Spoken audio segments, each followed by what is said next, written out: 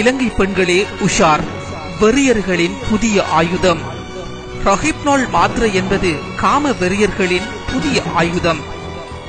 ரொஹிப்னோல் என்ற எளிதில் கரையக்கூடிய சுவையற்ற இம்மாத்திரை ஒரு பெண்ணுக்கு கொடுத்தால் சிறிது நேரத்தில் போதை ஏறி சொல்வதெல்லாம் கேட்கும் நிலைக்கு வந்து விடுவார். இந்த மயக்கம் 11 to 12 மணி வரை நீடிக்கும். பாலியல் உறவுகளுக்கு உட்படுத்தப்பட்டாலும் விந்தணு சோதனையில் எதுவும் கண்டுபிடிக்க முடியாது. மேலும் இம்மருந்தை தொடர்ந்து அளித்து வந்தால் அடிமையாகி விடுவார்களாம். அதைவிட கொடுமை, இம்மருந்து அளிக்கப்பட்ட பெண் தன் வாழ்க்கையில் தாய்மை அடையவே முடியாது. மேலும் நிறைய பக்க விளைவுகளை ஏற்படுத்துகின்றனர் மருத்துவர்கள். இதை போன்ற நிறைய மருந்துகள் உள்ளன.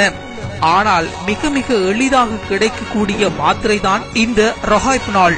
மயக்கம் தெளிந்த பின்னர் நடந்த எதுவுமே ஞாபகம் இருக்காது.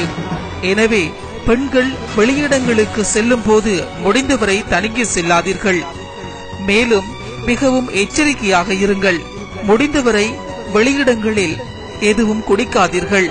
சீல் செய்து அடைக்கப்பட்ட குளிர்பானங்களில் கூட ஊசிகள் மூலம் இவை ஏற்படலாம்.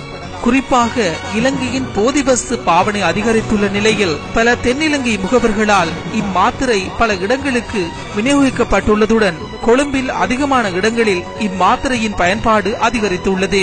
அத்துடன் வடகிழக்கு பகுதிகளிலும் விஸ்தரிக்கப்பட்டுள்ள இம்மாத்திரை வடக்கின் அதிகமான முகவர்களிடம் வழங்கப்பட்டுள்ளதுடன் இளம் சமூகத்தை சீரழிப்பதுடன் குழந்தை பிறக்கும் விகிதத்தை கட்டுப்படுத்த வேண்டும் என்பதே இதன் பிரதான நோக்கமாகவும் உள்ளது. வடக்கில் உள்ள சில தென்னிலங்கை போதை கும்பல்களுடன் தொடர்புடைய பலர் மூலம் இவற்றை விற்பனை செய்வதும் குறிப்பிடத்தக்கது. விரைவில் முழுமை விவரம். இந்த விடயத்தை உங்கள் நண்பர்கள், உறவினர்கள் அனைவர்களிடமும் பகிர்ந்து கொள்ளுங்கள், விழிப்புணர்வு செய்யுங்கள். இந்த செய்தியை உங்கள் நண்பர்களுக்கு ஷேர் செய்வதன் மூலம் நீங்களும் இதனை கட்டுப்படுத்தலாம்.